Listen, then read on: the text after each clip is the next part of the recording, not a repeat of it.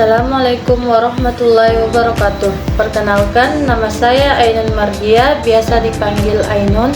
Saya berasal dari program studi administrasi publik kelas C. Baiklah, saya akan memaparkan materi tentang demokrasi. Demokrasi adalah sistem pemerintahan yang menempatkan rakyat sebagai pemegang kekuasaan tertinggi. Dalam demokrasi, rakyat memiliki hak untuk berpartisipasi secara langsung maupun tidak langsung dalam proses pengambilan keputusan politik. Ciri-ciri utamanya adalah demokrasi antara lain adanya pemilihan umum yang bebas dan adil, pengakuan terhadap hak asasi manusia, kebebasan berpendapat, adanya pers yang bebas, serta pembagian kekuasaan untuk mencegah penyalahgunaan wewenang. Pemilu memiliki peran yang sangat penting dalam sistem demokrasi karena menjadi sarana bagi rakyat untuk memilih pemimpin dan wakilnya. Pemilu yang bebas dan adil mencerminkan kehendak rakyat yang sesungguhnya. Melalui pemilu, legitimasi kekuasaan pemerintah diperoleh secara sah serta menjadi mekanisme kontrol rakyat terhadap penguasa.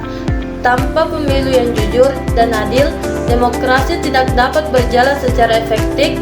Dalam dimensi politik, demokrasi mendorong partisipasi politik masyarakat seperti keterlibatan dalam pemilu, diskusi publik, dan organisasi publik. Demokrasi juga menciptakan sistem pemerintah yang terbuka dan akuntabel.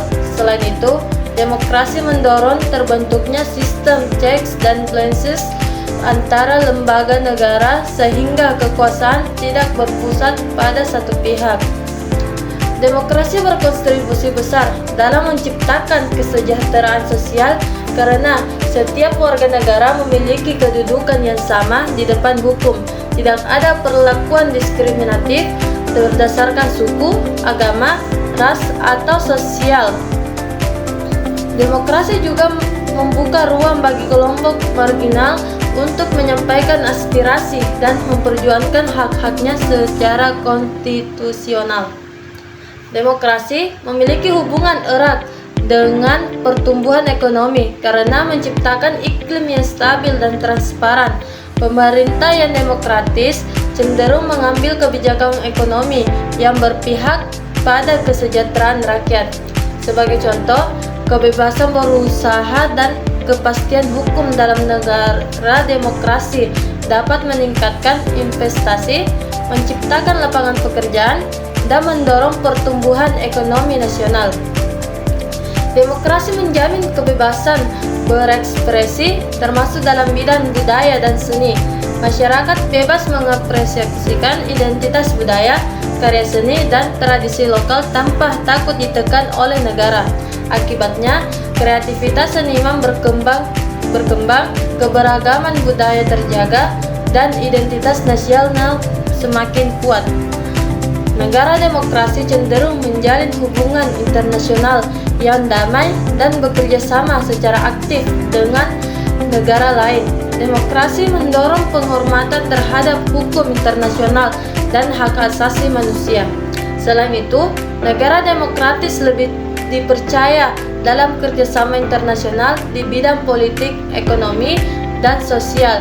Demokrasi juga memiliki kelemahan, salah satunya adalah dalam proses pengambilan keputusan yang cenderung lambat karena harus melalui musyawarah dan mekanisme hukum.